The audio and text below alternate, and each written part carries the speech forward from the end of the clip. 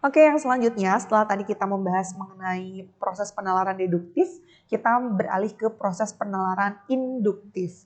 Nah, bedanya kalau di proses penalaran induktif itu diawali dengan kegiatan pengamatan atau observasi lapangan.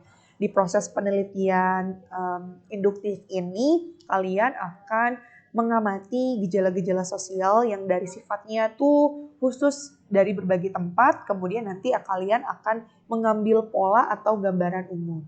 Dan biasanya proses penelitian induktif ini itu digunakan untuk penelitian kualitatif. Apa sih Bunda penelitian kualitatif? Penelitian kualitatif itu merupakan penelitian yang dimana datanya berupa narasi atau deskripsi dari sebuah fenomena sosial. Bunda kasih contoh gini deh ya. Misalkan ya, kalian ingin mengamati tentang penyebab terjadinya pernikahan dini di suatu daerah. Nah, kalian itu pasti dong akan mengamati orang-orang yang melakukan pernikahan dini. Mulai dari keluarga 1, misalkan keluarga 2, keluarga 3. Nah, kalian cari data tuh dari 3 keluarga ini. Nah, ketika dalam penelitiannya diambillah gambaran umum. Oh, ternyata ketiga keluarga ini punya kesamaan loh. Alasannya kenapa mereka melakukan pernikahan dini ternyata sama-sama masalah ekonomi. Nah, nanti di penelitian kualitatifnya atau di proses penjabarannya, di proses menjelaskannya bahwa di daerah tertentu atau di daerah itu begitu ya, yang melakukan pernikahan dini itu rata-rata sebagian besar karena faktor ekonomi.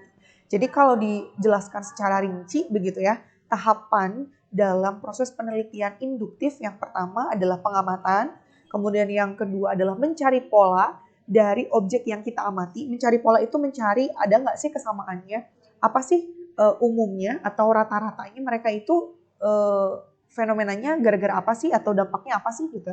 Dan yang terakhir adalah mengeneralisasi atau membuat gambaran secara umum ya, seperti yang Bunda sampaikan tadi.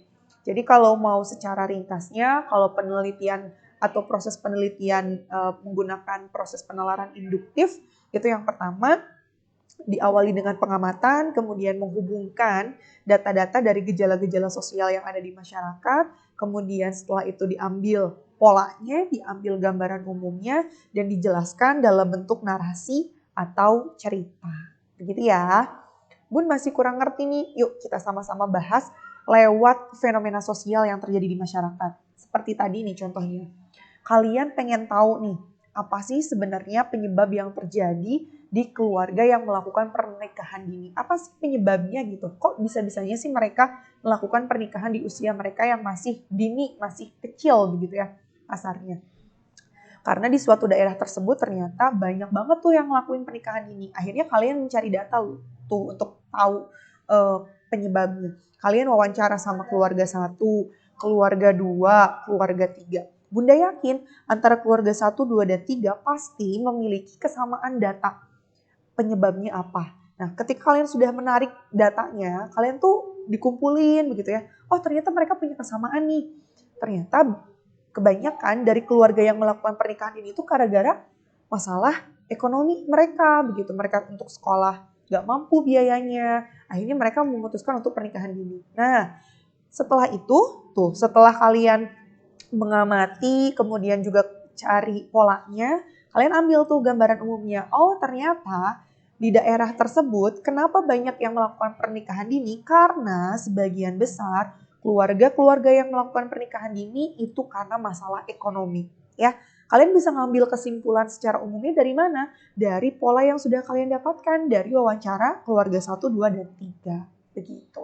Ya, itu yang dimaksud dengan proses penalaran induktif.